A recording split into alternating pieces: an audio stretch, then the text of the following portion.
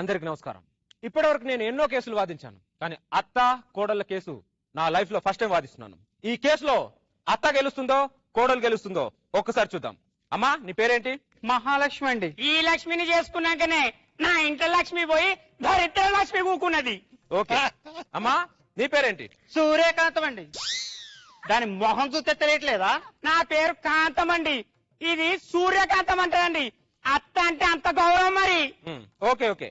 ఇప్పటివరకు కోర్టుకి భార్యాభర్తలు వచ్చారు, అన్నదమ్ములు వచ్చారు, బామర్దులు వచ్చారు. అత్త కోడలు రావడం ఏంటో నాకు అర్థం అవట్లేదు. ఇగో మా ఆయన బతికున్నప్పుడు గుడి మెట్లు కూడా ఎక్కలే. ఏ ముహూర్తాన్ని అడుగు పెట్టిందో ఇంట్లో నేను ఎక్కని మెట్లంటూ లేవు. చివరికి కోట్ల మెట్లు కూడా ఎక్కిస్తాంది.